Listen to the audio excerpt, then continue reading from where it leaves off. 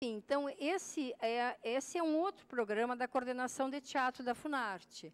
Essas oficinas, que aqui geralmente acontecem no Teatro Glauci Rocha ou no Dulcina. E esse ano não terá esse programa. Já está, a não ser que caia um dinheiro do céu, que o ministro Juca Ferreira consiga um milagre qualquer, e aí apareça um dinheiro. Mas, aparentemente, não terá. E não sei nem se terá o Miriam Muniz, e nem o Klaus Viana, e nem o Carequinha.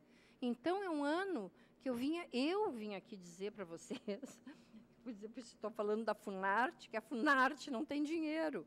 Mas, nesses momentos também de crise, vamos dizer assim, que não tem dinheiro, é um momento bom para repensar muita coisa.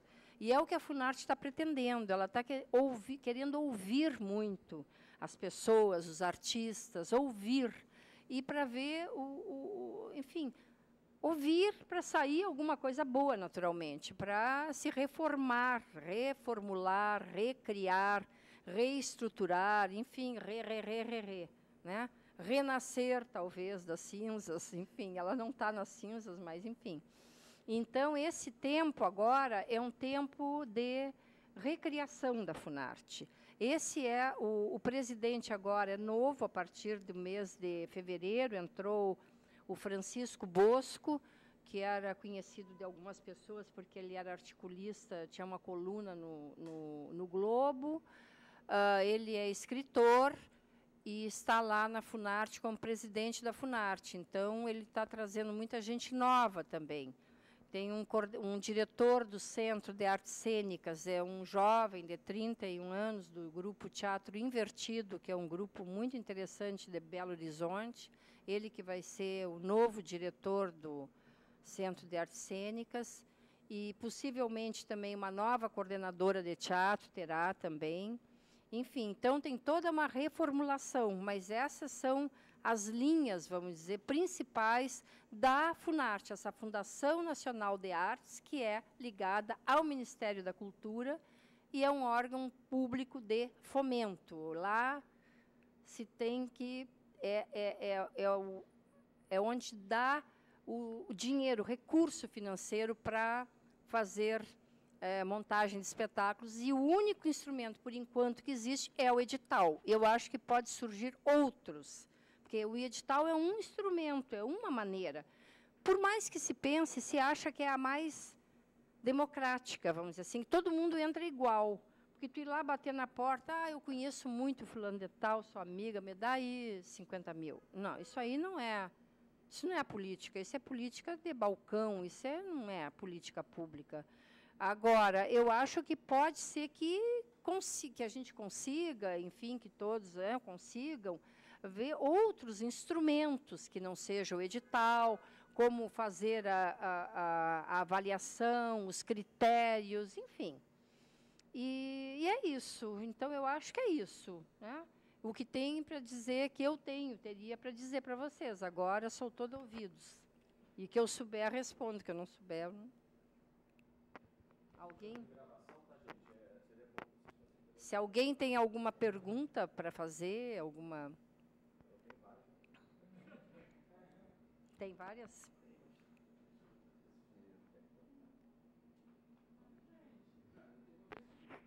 Toma. Bom, eu queria saber agora, nas últimas eleições, eu acho que assim, vários amigos meus da área tiveram... a gente teve esse debate sobre a questão da Dilma e do Aécio, e falaram que assim, o governo da Dilma ajuda muito mais a cultura e tal. Eu não entendo nada de política, nem procuro, tenho um pouco de asco. Então, eu queria saber de você, assim, se essa diferença de Dilma e Aécio, isso se reflete na Funarte e qual é a sua opinião a respeito disso?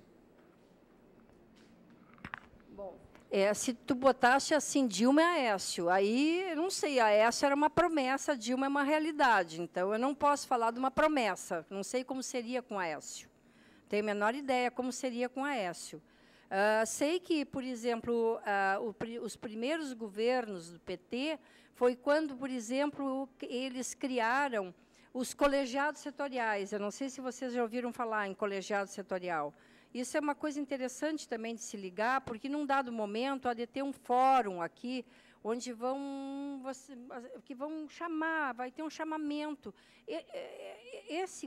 Essa criação dos colegiados setoriais é uma criação do ano de 2005. Foi o Gil que criou isso. Então, o que é o colegiado setorial? É a sociedade civil, mas alguém já disse, a máfia também era uma sociedade civil. Eu acho muito bom isso. Enfim, é a sociedade civil se manifestando, isto é, tem o colegiado setorial de teatro, de circo, de dança, de artes visuais, e tem de moda, design, folclore, culturas populares, tem um monte de colegiado. Esses colegiados são formados por, geralmente, 15 pessoas, que têm reuniões, 3 reuniões por ano em Brasília.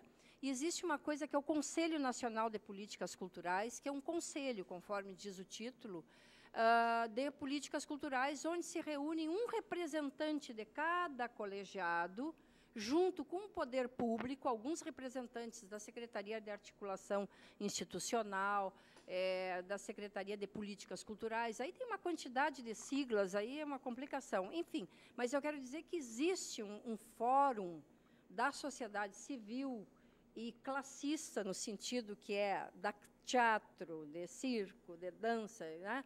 E que eles também elaboram, juntos com o poder público, as políticas públicas. Então, essa dicotomia, essa coisa que tu falaste, Aécio e Dilma, eu não posso dizer assim quem é melhor, uma vez que Aécio não aconteceu, não foi. Né? Então, o que está sendo agora é agora. Eu acho que a situação econômica ela está pautando muito a situação toda, cultural, está pautando, porque a econômica, se não tem dinheiro para os ministérios recebiam X, vão receber X menos 300X, sei lá. Também não entendo de economia a ponto de dizer. Então, eu não sei fazer essa avaliação, porque entre uma hipótese e uma realidade, tu tem a realidade, a hipótese continua sendo uma hipótese. Né? Então,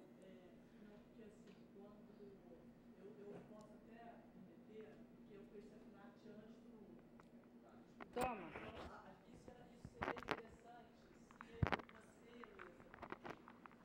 É porque eu conheci a FUNARTE, acho que algumas pessoas aqui conheceram a FUNARTE, que é o FHC, né?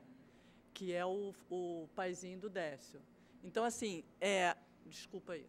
Então, então, eu conheci a FUNARTE naquela época.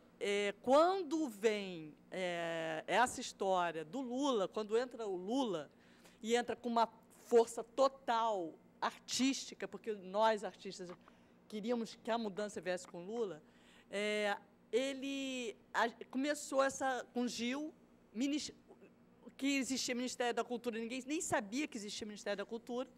O Lula me põe Gil, o Ministério da Cultura começa a ser importantíssimo e faladíssimo e no mundo todo, e aí começa artistas a se reunirem para juntar essa Câmara Setorial. Então, foi uma política. Eu me reuni com a classe de circo aqui no Rio de Janeiro, que estava se reunindo com a classe de circo em qualquer lugar do Brasil, e a gente escolheu, não, a gente quer essa pessoa e essa pessoa para falar da política das coisas do circo lá onde tinha que ser, entendeu? Então, antes não tinha edital, não existia edital. Era o balcão. Você chegava, dá para arranjar 5 mil? Eu me lembro que 30 anos atrás, Lucélia Santos conseguiu montar o São Irmão de Verão no Caju com R$1 milhão. Eu me lembro, primeiro 1 milhão, era uma coisa. Você lembra disso? Ela ganhou. Ninguém mais ganhou, porque ela foi lá, me dá 1 milhão. Aí ganhou 1 milhão. Agora, então, assim, a Heloísa entra, isso que eu acho, você entra justamente nesse momento do Lula, que tem esses editais e por isso que eu digo, mas sim, mas essa resposta foi isso mesmo, quer dizer, o que eu conheço é essa realidade, porque eu entrei lá em 2005, justamente aí, então, foi claro, essa visibilidade que deu o Gil ao Ministério da Cultura foi muito importante, porque o Gil já era internacionalmente conhecido. Então, e aí criou-se o primeiro Miriam Muniz, foi o ano de quer dizer, não era Fomento Petrobras, era com dinheiro da Petrobras no ano de 2005. O Miriam Muniz começou em 2006 com esse nome. É prêmio que não presta conta como a Lei Rouanet, que a Rouanet você sabe mais ou menos a captação como é, né? Quer dizer, ganha uma carta, entra no Pronac com um projeto para uma captação de R$300 mil. Estou sendo bem pobrezinha, né? Bem coitadinha. É assim, mas o Pronac trabalha com 10 milhões, 5 milhões, quantos milhões, né? Porque é a captação dos musicais. Aí a gente já entra na outra discussão, que não é o meu caso, nem posso entrar nessa seara, né? Que é uma seara privada, enfim. Mas a Lei Rouanet é isso, a pessoa ganha, o cidadão ganha uma carta que tu pode captar junto a uma empresa o dinheiro. Então, por exemplo, vamos dizer que o Vitor ganhe esse poder de captar essa carta, ele vai na Petrobras e a Petrobras dá para ele 2 milhões para ele fazer a montagem numa peça. Esse dinheiro, quem vai dar é a Petrobras. Por que ela está dando? Ela está dando porque esse dinheiro, em vez de ela pagar o imposto de renda sobre esses 2 milhões, esses 2 milhões não entra como um incentivo fiscal, ele não dá. Ele não paga imposto. Esses 2 milhões a Petrobras dá, mas não paga imposto sobre isso. É um dinheiro dado, como se não tivesse, se não existisse. Hoje em dia quer-se modificar essa Lei Rouanet, que chama Lei Rouanet, que foi um ministro que teve da Cultura. Então, essa Lei Rouanet querem modificar, querem que o produtor também arrisque seu dinheiro, não só use use dinheiro bom, como se diz. O dinheiro bom é aquele que não é de renúncia fiscal, entendeu? A Petrobras está dando 2 milhões para o Vitor porque não está pagando imposto sobre aqueles 2 milhões. E aí ele tem que prestar contas para o Pronac centavo a centavo, nota por nota, centavo por centavo. Ele tem que prestar contas à Lei Rouanet sobre o que ele gastou. O prêmio dos editais, que é prêmio, ganha 150 mil, ganhou 150 mil. Tu tem que fazer uma prestação de contas de execução. Executei, fiz, montei, apresentei 20 vezes o espetáculo em tais teatros, com tantas pessoas de público. É um relatório, não é financeiro. Então, por isso chama prêmio, não é financeiro, não tem desconto de imposto de renda. A pessoa ganha integral aquele dinheiro. Mas é bem verdade que depois, no ano seguinte, vai ter que prestar conta. Bom, eu, fulano de tal, a minha empresa ganhou 150 mil, vai ter que pagar um impostinho sobre isso. Mas é bem menos e tudo mais. E hoje em dia, com as ME, né, microempresário, enfim. Estou falando demais, Vitor.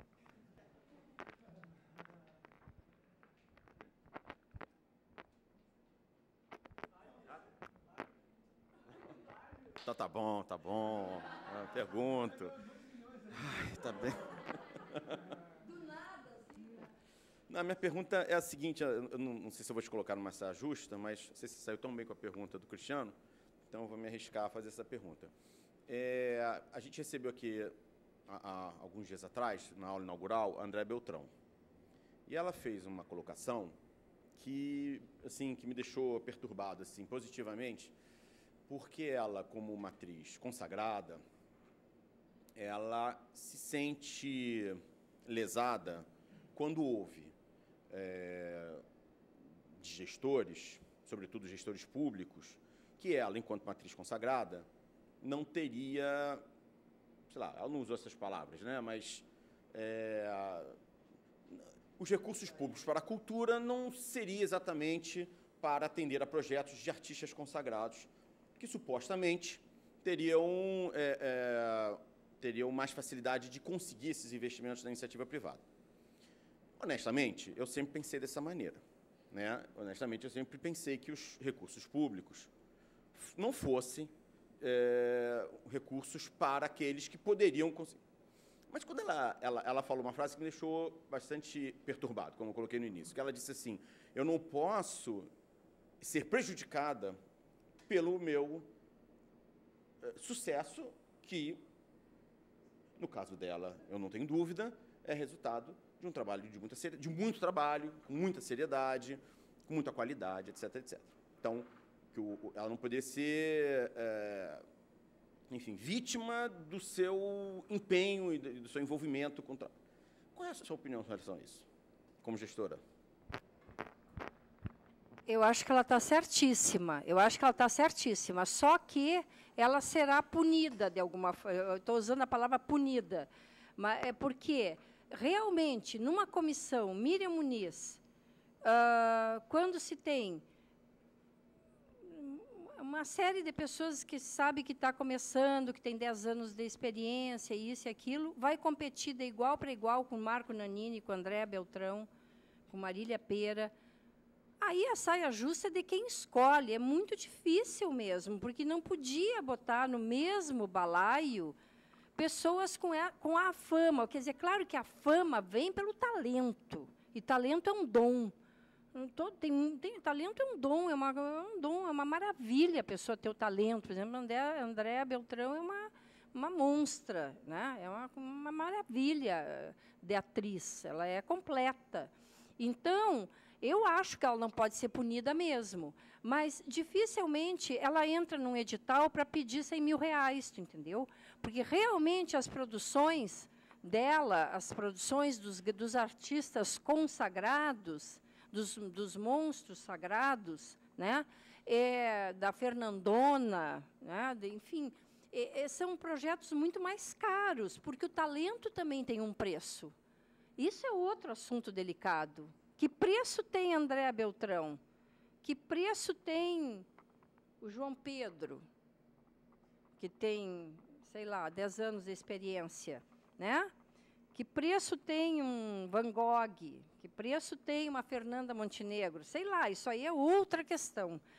O que vale um artista? Isso aí é muito complexo. Eu acho que essa afirmação da Andréa está corretíssima. Ela não pode ser uma vítima desse estigma. Tu é famosa, tu não pode ganhar dinheiro público. Está errado. Claro que está errado. Só que eu acho que tem aí um certo sofisma, vamos dizer assim, porque ela não entrará num edital competindo por 100 mil reais. Até pode ser que ela entre e até pode ser que ela ganhe. Até pode ser que sim, já teve comissões que já premiou Nanini, por exemplo, no Miriam Muniz. O Nanini já teve dinheiro do Miriam Muniz. Então, não é assim uma coisa que não existe, dependendo da comissão. As comissões variam, como eu disse para vocês. Tem uns que só querem dar para grupos ou para pessoas, enfim, varia muito. Então, essa afirmativa da Andréa, em tese, está corretíssima. Aí teria, e não somos nós que vamos dizer que ela está afirmando uma coisa errada. O que ela pensa é o que é, né? Mas eu acho isso. E, por isso, a Rouanet. Né? A Rouanet atende, geralmente, a essas pessoas, né? Essas grandes empresas, porque ela já é uma empresa, Andréa, né? Enfim, agora, o talento é uma coisa realmente que ninguém pode negar nada a um talento. Então, é complicado. Não sei se eu respondi, mas é porque é complicado. Entendeu? Agora, acho... enfim, eu sempre fico falando demais.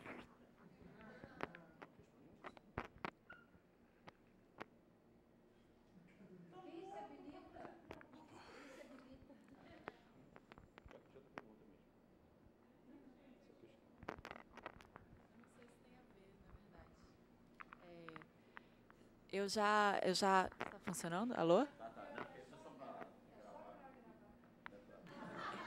Eu já trabalhei com produção de música. E aí, com relação aos direitos autorais, na música é o ECAD. Eu ainda não produzi teatro. Eu tenho muitas dúvidas sobre direitos autorais no teatro. Não sei se tem a ver você falar um pouquinho sobre direitos... Por favor. Não, é porque, com certeza, você sabe falar muito sobre isso, mas é porque a conversa está mais política do que técnica, né? Deveria ser mais técnica, né? Porque eu sou uma técnica, eu sou uma burocrata. Não sou uma... Mas o teatro tem algumas associações de direito autoral, como é o ECAD, né? A SBAT é a mais antiga delas, a Sociedade Brasileira de Autores Teatrais, tem mais de 100 anos. Então, é fundada por Chiquinha Gonzaga. A SBAT, a sede dela fica ali na Almirante Barroso, não é ali, né? Enfim, a SBAT, como a mais antiga, é a que trata de direitos de autor de algum... Enfim, de autores. E tem a... Como é aquela outra? Não, é Cádia Abramos, isso mesmo. A Abramos, que também está muito grande, que era da música, Abramos era da música, mas aí a Funarte, a SBAT, num dado momento, ficou meio ruim das pernas, e aí muita gente fugiu para Abramos. Mas a mais... Qual? É da música, tanto é que esse MUS é da música. É a Associação Brasileira de Música, eu acho que é isso. E é a que trata dos direitos de autor.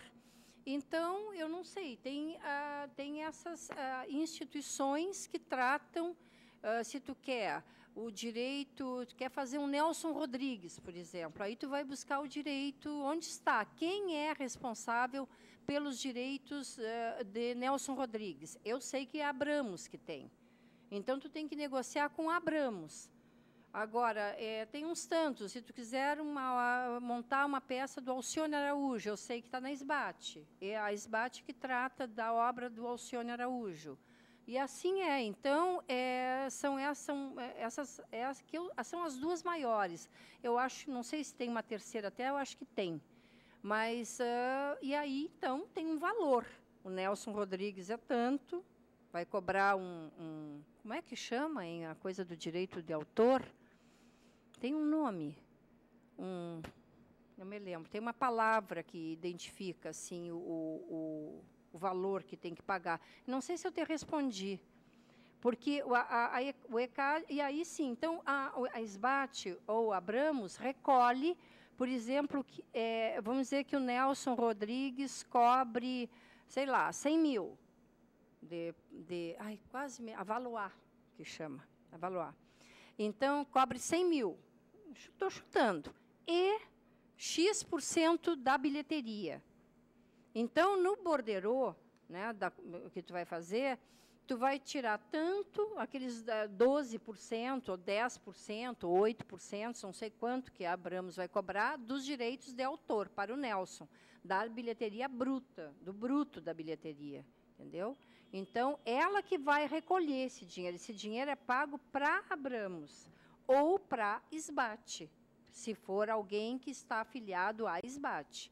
Então, é do borderô, que sabe o que é um borderô, né? Todo mundo sabe o que é um borderô, sabem? Não?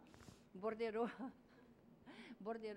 é claro, não tem por que vocês saberem, né, ainda. Mas, enfim, o borderô é assim, que tu entra na bilheteria, né, tu paga, recebe teu ingresso, entra no teatro e vê teu espetáculo. Enquanto tu está vendo o espetáculo, tem lá um monte de gente, o produtor da peça, o diretor, o administrador do teatro e a bilheteira contando os ingressos. Quantos ingressos, quanto inteira, quanto a meia, quanto convite, quanto a isso. Isso tudo vai para um papel que tem lá tudo estipulado. Tantas inteiras, tantas meias, tantas promoções, tantos convites. Total X, menos 10% do autor, menos X% do diretor, se for o caso, entendeu? Isso chama-se borderô, é o controle da produção, é o controle que o produtor tem enquanto os atores estão lá fazendo suas ceninhas, entendeu?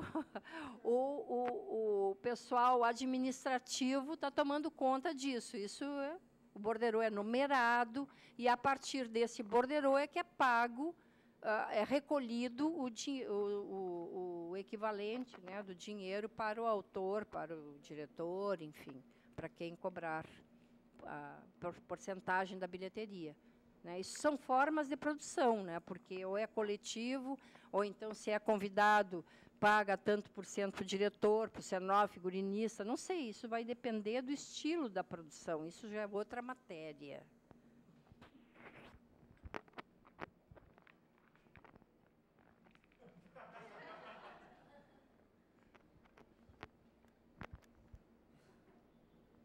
que vocês querem que eu pergunte. Mas não vou. Ninguém quer perguntar nada? Desenho? Pergunta? Não, fica à vontade. Só. É só me dizer que eu sou aqui quase que represento a FUNARTE, o órgão público federal. Isso tudo eu estou sabendo. Ah, não vou dar café com você.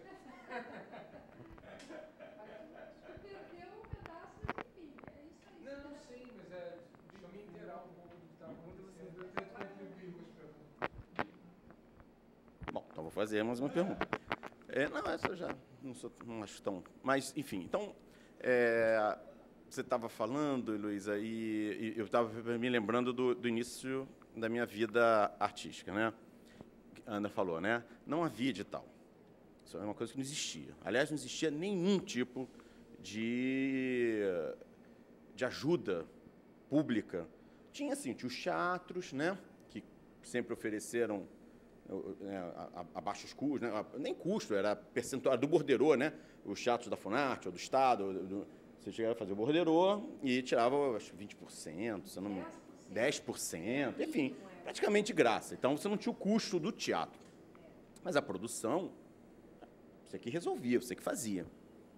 E eu lembro que as minhas primeiras produções, vendendo livro em sebo, vendendo quadros de alguém que dava e fazia rir, era uma loucura. Gastei dinheiro de casamento, aquela coisa que a família junta para você, queimei tudo com teatro, vendi carro, enfim. Mas a gente fazia, mas não era eu, todo mundo, né? Estou me lembrando aqui do meu querido André, que está lá em Portugal, e do Mergulho no Trágico, que eu ajudava o pessoal do Mergulho, que foi um grupo, vocês também não vão lembrar, né? Mas um grupo que fez né, teve uma presença marcante aqui nos anos 90, início dos anos 90, e eles iam vender ingresso antecipado nas universidades. Eles ficavam dentro da faculdade com uma mesinha, vendo esse ingresso. Entrava em sala de aula, era um trabalho... Assim, era uma militância, era uma luta, entravam, compra nosso ingresso. Então, eles se dividiam, em um na UERJ, outro na UFRJ. Então, assim, se inventava a maneira de fazer teatro, porque não tinha dinheiro. E aí vieram os editais. Mas, graças a Deus, né? Não vou aqui discursar contra o edital, né? Mas, assim, acho curioso que muitas vezes eu me deparo com a rapaziada, né?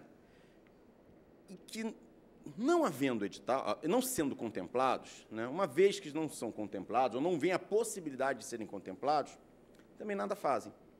Como se se estabelecesse, assim, duas possibilidades. Ou eu consigo um recurso via edital, ou eu não faço teatro. É como se não, entre uma e outra não existisse alternativas, né? Que talvez não existam, mas que possam ser inventadas, né? Porque o que a gente fazia era inventar alternativa. A gente inventava, o Mergulho inventou essa coisa nas faculdades, eu inventei de recolher livro velho e vender nos sebos do Rio de Janeiro, a gente inventava coisa, eu tenho que fazer dinheiro. Então, em que medida, na sua opinião, os editais... Agora, essa pergunta tem que ser bem formulada, porque agora eu não quero ser mal compreendido. Mas em que medida as políticas públicas, fundamentalmente através de editais, que elas são altamente positivas, eu acho que isso a gente não precisa conversar sobre, né? Que isso é realmente um feito, né, maravilhoso de governos recentes, isso não há dúvida, e é maravilhoso.